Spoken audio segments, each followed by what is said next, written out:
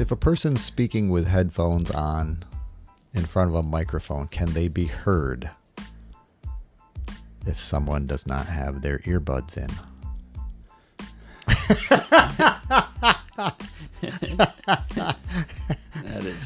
That's like the tree falling in the forest. Yeah. Yes, exactly. You know. So this episode is sponsored by Quiet Time Kombucha. Yes. This is Mark's personal brand. He just started 1 minute ago. Exactly. 1 minute precisely. Yes. So what is Quiet Time Kombucha? Well, it's a complex blend of raspberry and ginger root that has a effervescent flavor that just livens the taste buds for the morning and just quickens the rest of the body throughout the day. And and does it enhance your quiet time as well? It actually increases reflection ability. Oh, so very nice, very nice. I've actually had some of this Quiet Time Kombucha. It is refreshing. Pre-branded. Yes, pre-branded. And it was very good. I enjoyed it. Yeah. Just our own little blend there. Yeah, so if you'd like to buy a 12-pack, that would be $4.99 a bottle. I need to know ahead of time. I only make six bottles a week. So 12 bottles, we'd have to ramp up production dramatically.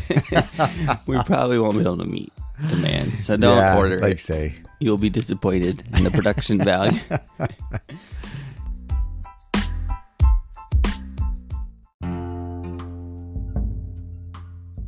Welcome to How I See It with me, Mark Pratt, and Justin Sternberg. This is a podcast that works to counter cultural polarization through thoughtful conversations.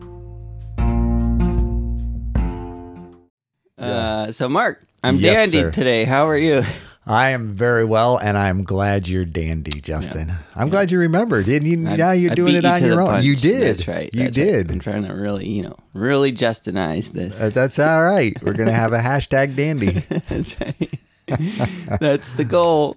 And then Quiet Time Kombucha. There you go. Be another hashtag. Brought to you by Quiet Time Kombucha. So now whenever you have I'd have to bring out a different voice for that. Let's hear. Brought to you by Quiet Time Kombucha. That sounds a little... Good sound effect. That was the wrong one. That's okay. We don't have a good one for that. We'll work on it. We'll workshop it. Maybe not more today, but say. Yeah. Yeah, it's good to see you. It's good to see you. And I'm glad you're dandy. Yeah, me too. Yeah. What's your thoughts for the day? My thoughts for today. Yeah. We're going to talk a little bit about... a little bit about a lot. Oh. No. So there's this... We might talk a lot about a little bit, too. That's right. That's probably more accurate. Okay. We'll talk a lot about a little bit. So there's this concept of what we call codependency in the recovery world. I want to talk a little bit about that. Drop my pen. That's all right. Yes, and I'm back. He's back. Did you hear the 3D surround sound as I came to my mic? Oh, I didn't notice it, but I noticed it more as you demonstrated what 3D surround Back to the topic. I'm sorry. Yeah, it's all good. I'm very distracted this morning. So I didn't have my quiet time. I'm thinking about codependence in recovery. You said, is that what you? Yes. Okay, so the reason I say that is because I've been so immersed in the recovery world for so long. I don't actually know how it touches in the rest of the world, like psychiatry and that kind of thing, and if the definitions over there are similar. But before, I want to hear the rest of your thought there. No, I just want to. It was just a question. Yeah. Well, I want to hear more of that question. No, and then the other kind of edges of this topic would be enabling, as well as boundaries. So these are all kind of in a similar bucket of topics that touch on each other. Sure. So we anticipate that this may bleed into a second episode. Hey, maybe even a third. Yeah. But an ongoing conversation about all of these things. So back to you, Mark. No, that's interesting. It's interesting that, this is my perspective here again. We don't want to hear how you see it. Oh, you don't? Wait. Well, Man. I think from what I hear, it can sound, these names, these labels can sound more complicated than they really are. Okay. Because we have a lot of Especially codependency. codependency. That's like such an amorphous blob of a term in and, recovery. And excuse me. No, I'm going to add another word. Oh, no. Enabling. Okay. But here's I know we routinely come back to continuums. That's right. Okay. Yeah. But I think they're helpful. Yeah. Okay. So I'm gonna start off with a continuum that's gonna help us define this. Awesome. Okay. He's got his hands in the air. I got my folks. hands in the right air. and left. Beginning the continuum. I got my book and hands. That's okay. Right. Now picture in my right hand, my right bookend. Okay. That's gonna be a term that I'm gonna call enmeshed. Okay. Okay. And for the sake of my left hand, I'm going to just go to there. And that's going to be isolation. Okay. So enmeshed, if we stop and think about that, it's going to look very much like a plate of spaghetti. Okay. Yep.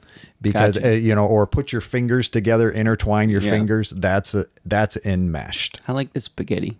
I'm gonna stick to spaghetti. Well, it's a good analogy because I think you used the word that squishy. Some of these terms are squishy. It is like that plate of spaghetti. You just push against it, and it's like it moves, but yet everything moves all at the same time. You push a little bit here, it just kind of moves and absorbs, and It's hard to know where one starts, one ends. exactly. Yeah. So from that perspective, okay, I'm going to look at that word enmeshed, okay? And I think it fits for your addictions, that kind of thing. Enmeshed is to the point of my problems are your problems and your problems are my problems. They're, again, very much connected with codependency. Your happiness, my happiness is dependent upon your happiness. Those kind of things, to where there's very limited boundaries. Okay. Yeah. On the other end, of course, is isolation. Is that where that's the one, dry noodle that fell on the floor and it's in the corner? All by itself. All by itself. It's the one that got thrown to the wall to see if it stuck, and it fell to the floor and it stayed right there. Okay. It's no longer, it's just all dried up. And it's a good analogy for people who tend to live in isolation. Okay. All dried up. Just, because Didn't stick. there's little connection. There's little ability to replenish myself. Yeah. And so these are the ends, if you will. Those are the bookends, the right hand, the left hand. And I think part of that is the process of, go ahead. Sorry. But isolation, I want to recognize, is, okay, I'm not connected to anybody. So, You switch hands on me. Yep, I did. I went to left because that was the spaghetti that fell to the floor. Okay. Yeah. And it's all dried up. And that's the isolation. That's the isolation. That's the person who, is the rock, is the island. They don't feel this. Yeah. They've just had enough of it all, and they want to just go. It's the woman at the well. Yeah. Living in isolation, just going, to the well at the middle of the day because she's drank from this well, that well, and it's all been dry. So I'm just living apart from everyone. And that can also that can proceed from a life of that nature, or it can proceed from, we talking about enmeshment styles, like a certain upbringing can just cause you to be that way from the very beginning. Is that right? Sure. Isolated. Yeah. Normally it comes out of a frustration or hurts. Okay. Those kind of things. It's like, I've had enough, or I've just been I think of, people who tend to avoid emotion because they just kind of grew up with emotions being bad. So I just kind of go to that. You're IT guy, but that would be a good example of somebody who just says, okay, I want to kind of go to my own little world. I want to work I want to work, remote. I want to just spend my days apart from people because people just frustrate me. That kind of thing. Is that what you think we do, Mark? No, but it's just one of those things. I know you have a desire to spend probably more time with people than apart from people, but your job, yeah. Is that I'm actually with people all day. Sure. Yeah, if you call it that. Tell yourself that, Justin. Yeah. We need to go back. What was that? The social media episode where we talked about if they're real relationships. Exactly. Yeah. This is a callback, folks. Yeah. I really like the idea of the continuum as usual because it very much says the opposite of the thing that's bad is not always good, right? Like if you go fly to the other side, then that's not necessarily good, which happens to be a great segue in terms of some of the things I've been thinking about with codependency. Sure. But I think before... and boundaries. Mm-hmm. Yeah. Yes. To where... Yeah. Well, yeah. Go ahead. Yeah. I guess that's... Yeah, I was just thinking that through. Yeah. So... in codependent, before we get there, sure, because I want to go there. Yep. Codependency and boundary. You lead the way, I'll follow. He's making notes, folks. Before on his non-real notebook. Go ahead. Sorry. It is a digital tablet, and that's why he says it's not real. I just to catch everyone up. Yeah. I think we need to define codependency. At least try. Okay. I want to hear yours first. I would say, okay. Sorry to put you on the spot. No, it's all good. It's all good. Pause. I am so squirrely this morning. I'm sorry. I should have brought a little kombucha for you. Maybe I had too much kombucha. I don't know, maybe. Pause, because I wanted to ask you, is there you've been in the Celebrate Recovery world for a little while now. You've experienced kind of our version of what codependency is, I think. Sure. Is it pretty much the same as I see it? Psychiatry? Is that a real thing over there? I'd have to know your definition to compare it to my definition, but I see it as similar. Your understanding. Okay. Because see, I'm gonna basically, I'll make another continuum for the sake of codependence. What I would call enmeshed is going to be codependent. If I'm in my right hand, on my right hand again. On my left hand, okay, is independent. Yep. Okay. The dried up noodle. So it's the dried up noodle. And in the middle, okay, is going to be interdependent. Yeah. So I can learn to have relationship. I can be in relationship. And yet I know where you start and I stop. Enmeshed or codependent don't know where that line is. So it's too mingled together. There's limited boundaries. So your happiness is dependent upon my happiness and vice versa. That's codependent, to where interdependence is the ability to go to work and be, myself and, have autonomy, if you will, from my wife and from other people who are close to me. But I come back. I don't have to live in that isolation. I don't have to live that completely independent life, the whole John Wayne pick yourself up by your bootstraps type stuff. Yeah. And I can have this interdependence that says, okay, I have friends, I have supports, I have my family, and we support one another. And yet if you get in trouble, or if you do something that, gets you in trouble, that's not necessarily my problem. Yeah. I'm willing to be a support. We can work through some of the details, but ultimately you got in trouble and now you're experiencing consequences, and it's not my job to make those consequences go away for you. Yeah. And it'll be great to move into some examples too.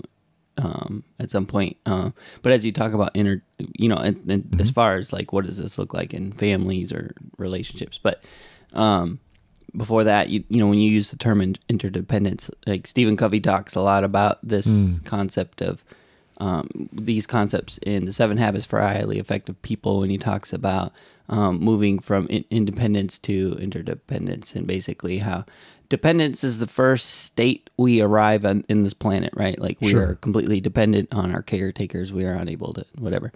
And the goal is to move to independence, to be able to, you know, get on your bike and ride across town and buy yourself a soda, you know. Yeah. I don't know if kids do that these days, you know, that kind of thing.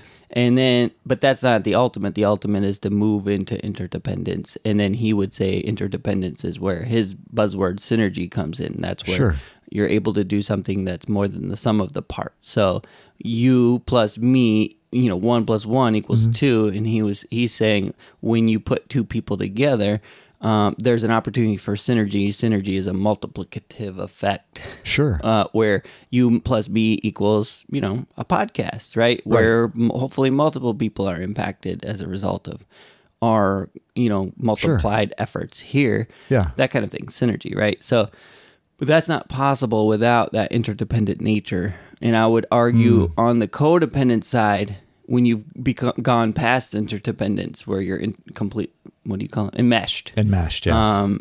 It becomes almost impossible for synergy as well, where, you know, our parts together create something that's greater than the sum of the parts. Instead, it's more likely that they start rubbing against, and like the sum of the parts is less than the sum of all the single, you know, the parts. And I think that's another good potential way to look at it and see signs of codependency. Say, when he and I are together, we don't create a better. We end up worse than when we're apart. You know, and that can be a good sign of is there some codependence or enmeshment? Yeah.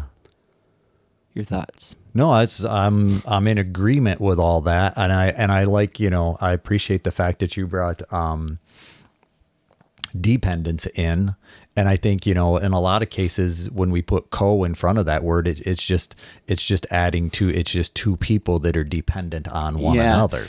You know, it's 2 people that have found each other. And, you know, they need someone to depend upon. I've heard newcomers to the recovery world go, oh yeah, me and my wife, we're codependent, you know, and they describe it almost in a loving way, like we can't live without each other. And you're like, I don't think you quite understand what codependence is, because that's, you know, that's not a sign of it, right? Like no, and I think I think in our culture, codependence can seem very romantic. Yeah, like the Bonnie and Clyde ride or die. Yeah, I can't live together. I can't live without you. Undying love. Like when you are away, I'm pining. I can't do life without you. Yeah. Yes. And I think, but when we look at healthy relationship, we can recognize, okay, I enjoy life with you, but I can live without you. That's that ability to be interdependent in such a way that says, okay, when you go to work, I know you're going to work, and I'm not concerned about that you're someplace else, because you have demonstrated that that's what's happening. Now, I may have had people in the past, you know, who have cheated on me or something along that line. So I have to call that into question, but that's where, you know, I'm starting to create these boundaries around what people have done to me in my previous life versus not previous life, but, you know, early on in life, in my past history, you know, to this relationship. And that's where my hands come up, because I'm starting to define some of those boundaries, and I'm pulling them in from the extremes of right and left a little more to, you know, where my shoulders are. And that's where you're able to, you know, find that interdependence that says, okay, I enjoy being with you. And yet if we go away on vacation, 7 days is probably about as long as we want to be able to, be together. Yeah. Because we're going to be longing to have some independence again, where you do your things and I do my things, and that recharges us in such a way that we come back together better to be able to be interdependent, because I'm telling you about my day and you're telling me about what you experienced. And that's that synergy that basically the energy is able to flow from that emotional intelligence that says, hey, this is part of who I am, and I want you to know about it. Yeah. And what are your thoughts? Yeah. Yeah. So when a couple isn't able to have that because there's codependence, then it's, well, what'd you do that for? Why'd you do that? Really? And it takes on a negative tone versus a healthy tone that says, wow, tell me more. Yeah. Because I would call that, there's an insecurity, that is fostering that dependence, because, I don't know who I am without you. And that makes it tough just to be me. Yep. So that's kind of, and I think you were talking about examples, and I would say alcoholic families are a great example of enmeshed, because of course they have family secrets. We've done in the How We Love stuff, I've had couples, couples who have talked about their childhood, and the term public faces comes up, that process of who we are outside the home, and recognizing, well, you can't tell anybody about this. That's enmeshed, because at that point, my alcoholism is affecting my children in such a way that they can't say what's really going on. So my problem has suddenly become my child's problem, is my wife's problem. That's where that definition, your problems are my problems and my problems are your problems. So even before we get to the examples, I'd like to explain the difference between the codependent and why don't we have a word for the other side of that? That's always bothered me. The other side. In recovery, we say the addict. We say the codependent and the addict. But, that's obviously very microscopic. Of course, codependency exists outside of addiction, right? Like help me understand that. So okay. When you say an addict, so often when we hear codependency and we're not aware of this is why we're doing this, because I'm sure a lot of people aren't privy to what that idea is. You think it's a two sides of the coin. So, or basically it's two people in the same situation. They're samely codependent. Yep. But in my experience and my understanding, they're not doing the same things to each other codependently. There is the codependent, the side that is what we call codependent, and then there's the addict, okay? So I'm going to define those two sides, and then you can let me know if that jives with your understanding of it as well. I'm going to need you to do that. Yes. So the codependent side is essentially the side that is covering, that is can't figure out how to do life without making sure you're okay. And so they do a lot of covering, they do a lot of enabling. In order to feel okay about themselves, they have to feel okay about you. And in order to feel okay about you, they have to cover for your transgressions, whatever they are. In an addict's case, it's, covering for their drinking, or sometimes even going to the store to get them a drink because they know that'll calm them down and that'll save face for certain things or whatever. Or just being afraid of that person and therefore continuing those cycles out of fear. But it's kind of that side of the coverer.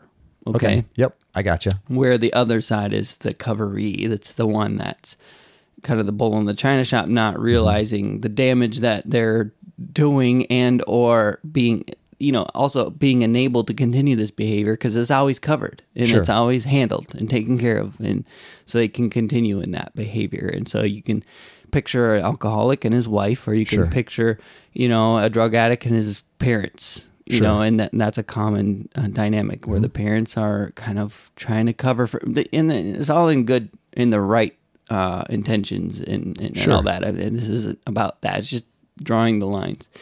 where the child is the addict and they're just continually slightly getting away with it, right? Like one way or another, because it's maybe covered. not even slightly. Yeah. Yes. Yeah. I mean, over time. Yes.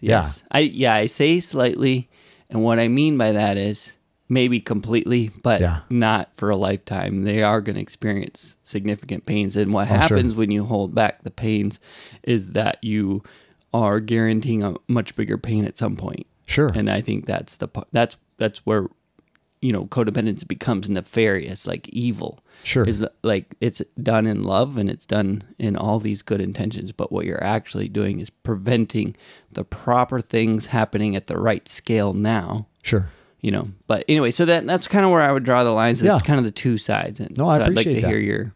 And I'll be honest with you, that's why I needed you to define.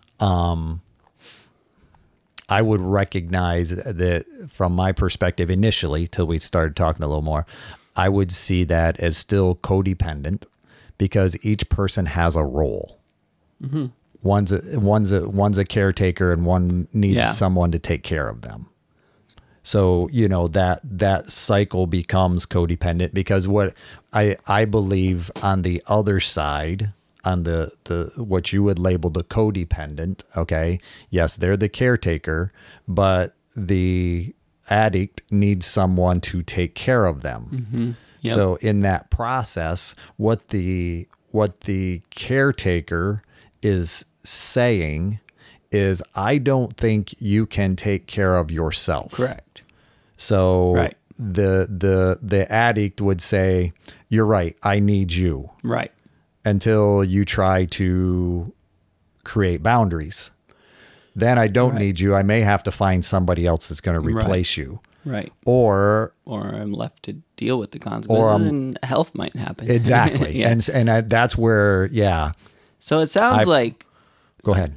I'm going to view that as a cyclical dynamic. So you're seeing codependency as basically this cloud above relationships. Yep. And it's kind of the covering. Yes. And I think that makes a lot of sense because, again, in my much more zeroed in understanding of it in recovery, I feel like no one's ever been that clear about what codependency is because we're always describing the parents and the alcoholic's wife. We're describing that enabling side when we talk about codependency in the recovery world.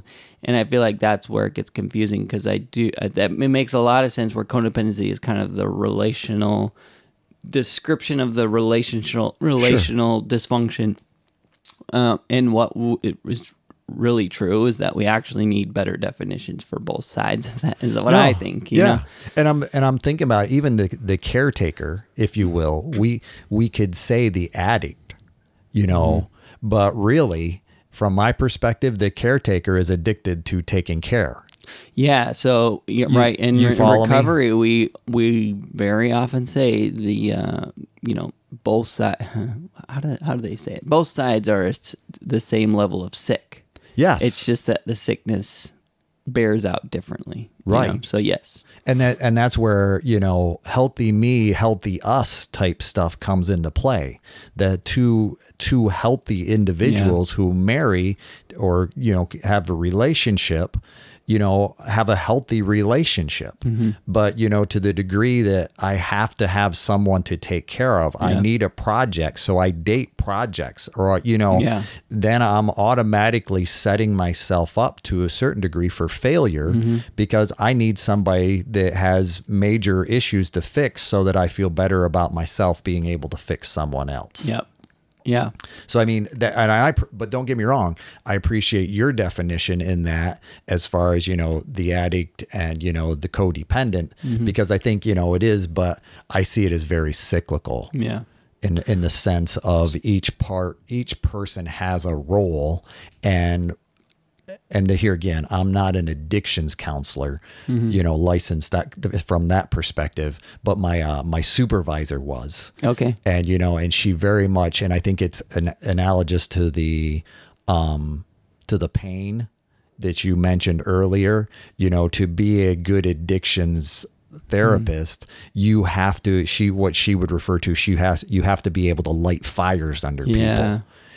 because it is about creating that pain or, that recognizing the cost benefit type dynamic that helps people recognize their need for change. And I think, and that's what makes codependency so difficult is because neither one of us want to endure the pain that it takes to create change. Right. Both sides. Right. Yes. Yep. Because I can't deal with your anger long enough for the addict to go without whatever he needs. Yep. And that kind of thing. And often a big enemy to change is fear, right? Like fear of the unknown or fear. Just fear. So that can often be a blocker as well. Sure. So let's, for the sake of the rest of the discussion, let's just say codependency is the relational dynamic that covers both. Sure. And then as far as terms go, we're going to call this side the codependent. Sure. Okay. And this side the addict. Okay. But you can swap those out for someone who's not an addict, but let's just use those terms because I think I need a shared language, Mark. That's okay. I'm able to go with that. Yeah. Sure. Or unless you have better terms. No, I'm good with that. You can say this side is the strawberry. That's going to be a little confusing, I'm afraid. Right. Sounds more like fruit punch. It does. And this is not a fruity situation. So no, not at all. You're pointing. No, that's good. Did I point? Like you were going to say something. No, I appreciate the need for that definition. Yeah, because so we can proceed forward. So, because examples, for instance, if we're going to give some examples, and we already started in on some, but it'd be good to kind of say the sides of that. But again, I know the parental relationship to an addict is a good example of that, where the codependent side would be the parents and the addict side would be the child. Sure. And I've had a lot of discussions about that specific thing over the many years, and one thing I've found is that it's nearly impossible to.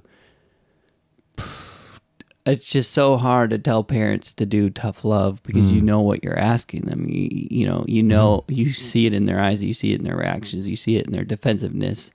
You're asking me to take a knife and stab it into my child's chest. That's what you're asking me to do. You know what I'm saying? That can be the way they see it. Yes. Yes, very much so. I'm going all the way to their side, and I'm saying this is what it is to them. This is what you're asking me to do. Yeah. And on your side, you're like, that's what they're seeing, whatever, and on our side is easy. But at the same time, until we can, there's no way they're going to take any kind of counseling until you can kind of see how extreme it is what you're asking them to do from their perspective. And then do the work to, I guess, dismantle those perceptions. But in some cases, it's a recent conversation is about a child with mental health struggles. And in that case, some of the boundaries that I feel like would be healthy in that relationship, I can see how they potentially could be that knife stabbing. If that child receives a boundary and therefore does something to hurt himself, how do you not, as a parent, perceive it as I just took a knife and stabbed it in my child's chest? You know what I mean? Sure. So that's where, we're not that far removed from an addict where they're saying, I know if I stop paying for his school, he's going to just slip into this crowd. He's going to get out of all the good influences he has. And then in that case, like the mortality rate of the type of environment I see him slipping into is very high. You might as well ask me to stick a knife in his chest. Sure. Right? So I don't think it's that far off to say that. No, I hear you. And I think it's important to understand how difficult of an ask it can be in in a lot of circumstances. And I think that's important for counselors. I think it's important also for just friends. Like people hopefully listening to this podcast going, I know someone like that, and I think they're stupid for paying for their kid's school or whatever that situation is. And it's like, yeah, but you need to understand what's at stake here. Sure. Especially in their mind. And I think so often it doesn't matter what other people think.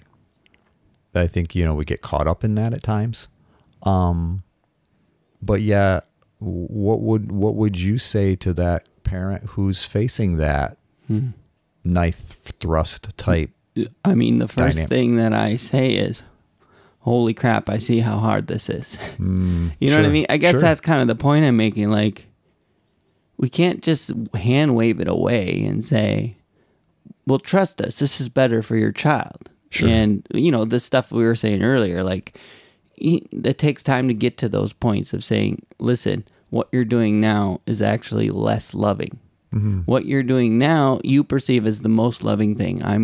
I'm giving of myself in so many ways that hurt me but benefit my child. That is the very definition of love. But I will often come back to say, like, what is love? Love is wanting the best for someone and doing what I can to produce the best. Mm-hmm. And in this case, the best is not to keep them from the consequences of their actions. Because what you're doing is guaranteeing a much larger consequence in the future. Sure. Like, it's a guarantee. You cannot maintain this forever. Sure. The nature of addiction or dependency is that it is accumulative, right? Like, it's a propping. It's propping. Yeah, I'm holding up.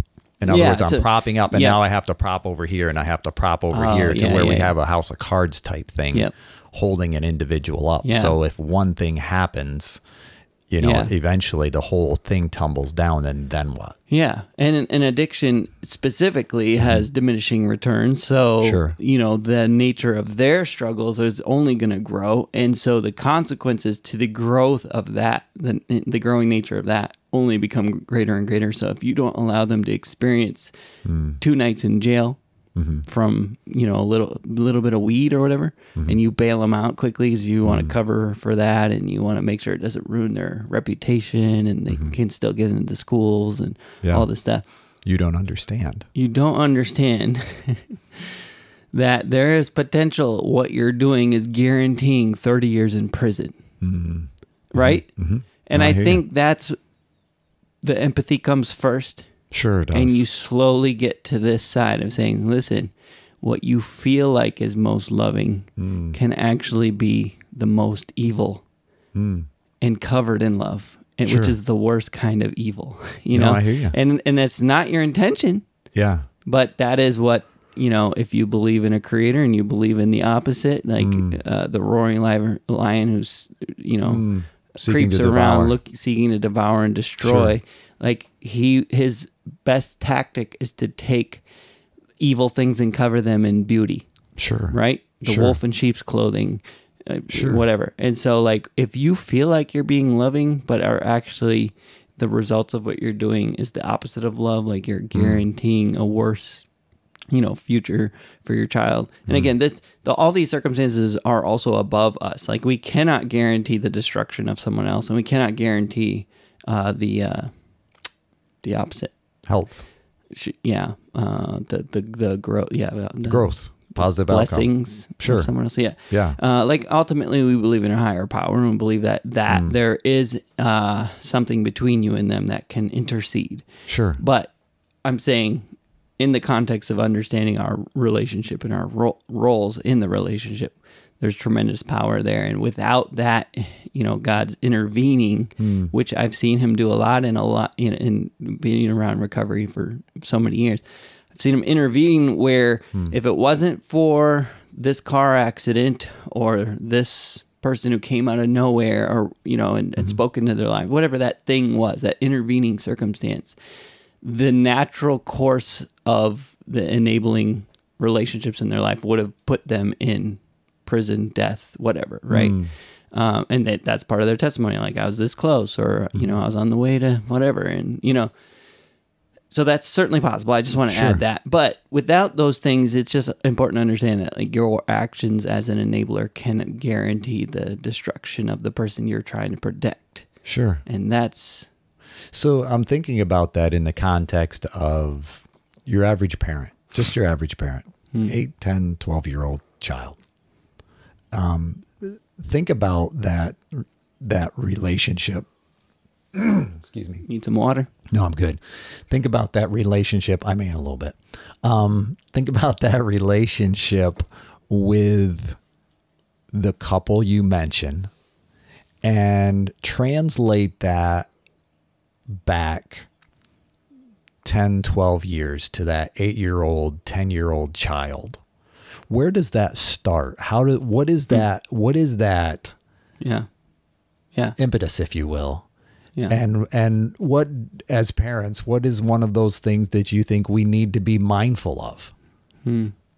This is where I like to go back to your continuum, and that becomes a handy demonstration again, because not every child is the same, and not every parent is the same, and Sure. some parents naturally parent in a way that triggers isolation.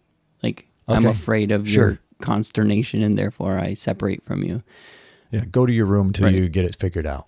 Right. Or just their disapproval is so overbearing that you self-separate. Like you... Shame. Yeah. Yep. Shame Yep. parenting. Yep. Shame parenting. Yep. And then the other side, obviously, is the, oh, you're perfect and it's okay, you messed up and you can't do anything wrong. So there's a continuum there. And somewhere in the middle, it depends on your kid's needs, and it depends on how you are as a parent, and it's hard to, but yeah, if you, I like, again, Stephen Covey as an example of his own struggle with as parents, as his kids grew, and how one of his kids was a natural athlete and one was not, and the one that wasn't, they would always kind of cover for him, like, oh, he's just, he's a little bit shorter, and kind of publicly to other people and publicly to him, kind of try and make him feel better. And what they realized is, okay, we're teaching him something here. We're teaching him that he's less than. Sure. And that he's, all these things. Because he's not the other son. He's not the other son, yeah. Sure. And his capabilities don't align even with some of the other kids that aren't their son. It's just like, clearly he's, and so we're teaching him that this is true, that you're less than, and number two, that you have to be covered for. And so he talked a lot about how they had to learn the lessons to let him be who he was and not apologize for it. And say, like, you're not as good as your brother. That's okay. You're actually really good at this other thing. And also, if you work really hard, you could be better than your brother. It's not a limitation that because you're not as good at the same age as he was, it might mean that you work harder and you end up further down the road than he does. That's up to you, Yeah, hard work trumps natural ability. Yeah. Yeah. Yep. And but that was just an example that came to mind where that's like way early, right? Like that's like before they're starting to do dysfunctional things, but we can start breeding this, it's breeding grounds for this codependent cycle in the relationship where they need you as a parent, in unhealthy ways. But as a parent, it doesn't feel unhealthy at all. Like this is what parents do. You cover, you protect, you you do all these things. The problem is, it's not always healthy, and there does come a time where you would cover, you don't anymore, and learning that is supremely difficult. And I think that's the work to be done, is figuring that out. And I mean, I can speak from my own experience. Like my oldest is 15. And, if she doesn't want to do a thing we think she should do, it's been our course of action generally to do one of two things: either force her to do it and say, you have to do it because you're our daughter and this is what you're going to do, or not force her to do it and shame her for it. And kind of say like, okay, we're not going to make you do it, but we're disappointed that you're not willing to obey and do this and do the thing, Yeah. And I think, I'm slowly trying to learn how to do it differently, and I don't know what the right path is, but I feel like the next course is essentially to let her do it and make her clear what I feel about it. But you're your own person, and you need to make your own choices and experience the consequences of those choices. One of those consequences is that I will be disappointed that you're not doing what I want you to do. Sure. And that can come with a chain consequences where because you didn't do the thing I wanted you to do, well, if you're not willing to, obey in a sense this thing, then why would I let you do this other thing, right? Sure. Like, so there's ongoing consequences that come with your choices, but ultimately your choices are your own and you're going to experience those consequences, Sure. And differentiation, I guess, I'm probably destroying that term, but like, Yeah. Your choices are your own and your consequences your own, and my relationship to you is also distinct in that I will how I respond to you is on my side, and I might be disappointed or I might have consequences in the future for this or whatever, but Sure. it's I don't know if that. Well, I like your use of the word consequences. And I think it's important to be able to delineate there's two types of consequences. Okay. There's natural and logical. Okay. So logical are the ones that I develop out of a sense of discipline. Okay. If you don't do this, this will happen. Okay. If you don't clean your room, you don't get to go to your friends on Friday night. When you say logical, In other words, it's a thought up. It's manufactured. It manufactured. Yeah. Natural and manufactured. No, not the same. Natural. I'm yes. saying okay. I see what you're saying. manufactured is my version of what you said. Logical. Yep. It's the created. And natural are the things that happen naturally. If I don't, realistically, if I don't pay my taxes, I may lose my home. If I continue to drive at a certain rate of speed, over the speed limit, I'm going to get a ticket. It's a natural consequence for continually doing something. And I think the other part that brings to mind is sometimes I think when I'm working with families in that dynamic you talk about, I'm not sure, or it seems as if parents in that situation don't necessarily stop to think about there will come a day when they can no longer do what they are doing. Yeah. And I think that makes a difference too, to recognize, okay, in that process of propping up, in that process of, supporting what happens when you pass away, who's going to do that role? And isn't it better now for you to start, even though it's difficult, isn't it better for you to start this process while you're still able and available and, you can be a part of it versus just basically letting this whole house of cards fall down. And then because you're unable to, your child is just, like you're saying, far worse than they would have been before. I also think too that the dynamic of that relational dynamic, the codependent cycle, is such that it causes a narrowing of focus. So it is almost impossible to think those thoughts. Sure. Out, it's like you're just in the cycle. You're just. Well, you need somebody else. It's the ping pong, right? Like, okay, now I have to solve for this problem. Ding, it's back. Okay, now I have to solve. And it's like you're just thinking about the next problem in front of you, and it's very difficult, I think, to zoom all the way out without that help, that helpful perspective to say, let's pause for a second. And then that's, again, counseling is so important. Objective perspectives, Celebrate Recovery, we talk a lot about that, and kind of the open share environment is where when someone across the room is talking about their own woes in their own family, it's able to do the same thing. It allows me to unlock something in my brain that goes, oh, this is me, and it allows you to kind of think outside of yourself or whatever. So I think having those inputs in your life are very, very important if you're stuck in that dysfunctional cycle. Sure. Because asking you to just think bigger, long term, is really, really difficult because you're just trying to solve the next problem. Sure. Both sides of that dysfunction, right? Yeah. And I like the analogy you used with your friend there, Stephen Covey, as far as his kids go, because I think a lot of what happens, we grew up with a certain parenting style.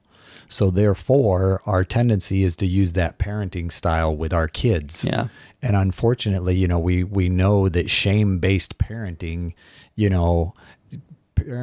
parents who use shame-based parenting, their children have a higher rate of addiction, you know, and you know, addictive behaviors than, because there's this ability, it tends to lend towards this isolation and secrecy. I'm going apart because I'm doing things in secret or around you because I don't want to have to deal with that shame that I hear that I don't measure up. And it's like, you know, so often we have to be able to separate the identity from the action. Yeah. Because so often, you know, the action, as if I'm from my parenting dynamic, your action is a reflection upon my identity as a parent. Yes. And that's a tough thing. You know, that's where the spaghetti is a real thing, because it's like, I can't see how your reputation is different than mine. Yes. And that comes right back to what I was saying about Mia. Like I'm having that hard thing right now. Like, if she doesn't go do the thing we want her to do, that will reflect badly on me. Like, I'm a bad parent who doesn't, you know, or whatever. And I'm like, you know what? Whether it does or doesn't, by some person's perception, isn't true. Like, and that doesn't make me a good parent. I'm just saying, like, their perception of, oh, I'm surprised I didn't make, you know, their kid's not here, or whatever that thing is, or, oh, like, you know, their kid isn't so perfect because they won't do this thing that, or whatever. And I fear that, you know, consternation or whatever. And you know what? I have to learn to be like,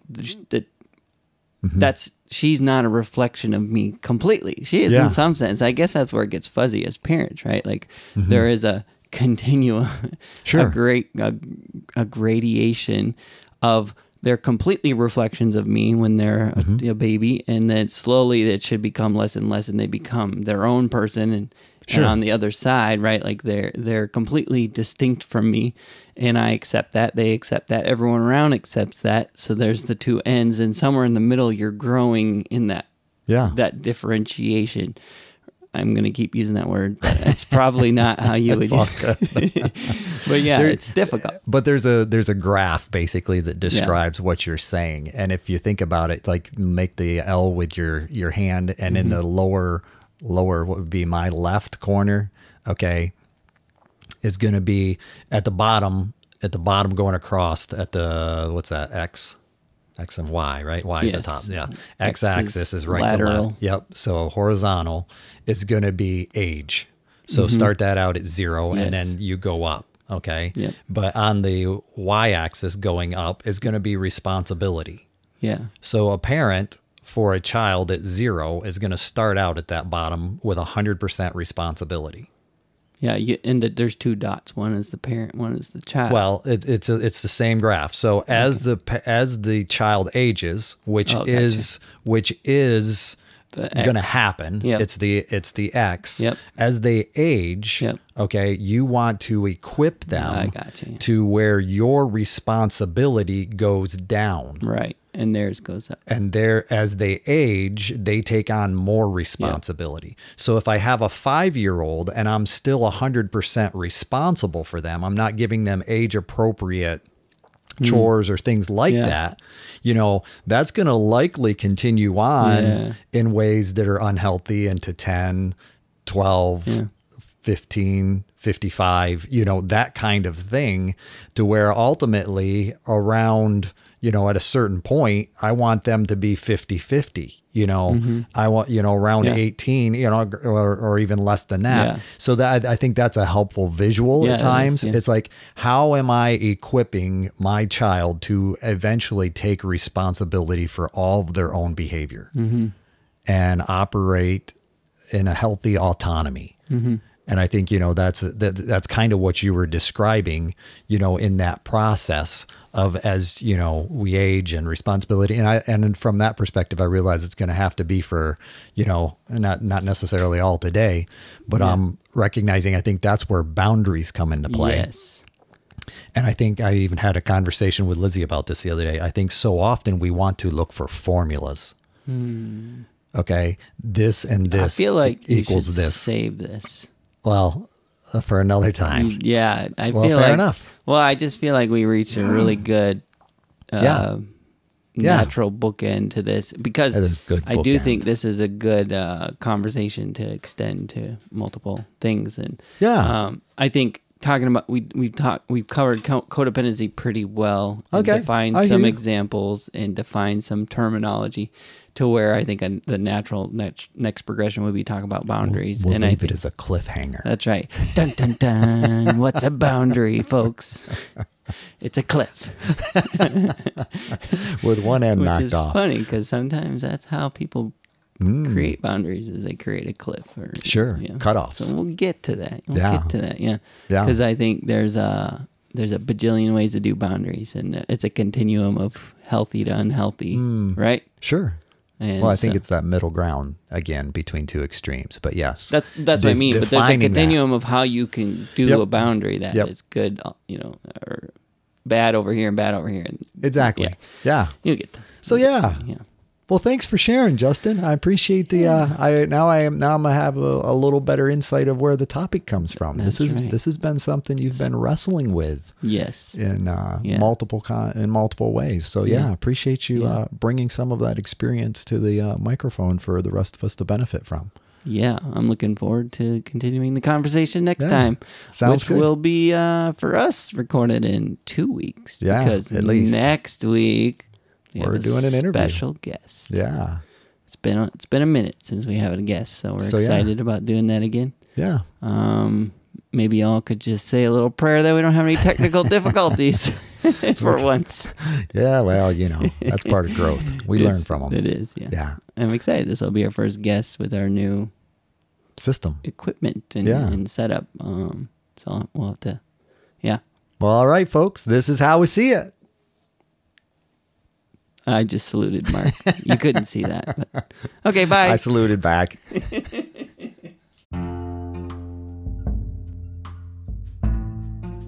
Hey, thank you for listening to our podcast.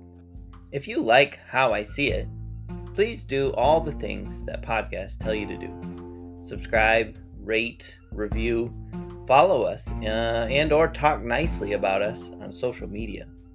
If you want to reach out, the email is us@howiseeit.click. Yep, I said .click, as in .click. Please tell your friends about this show, and we'll see you on the next one.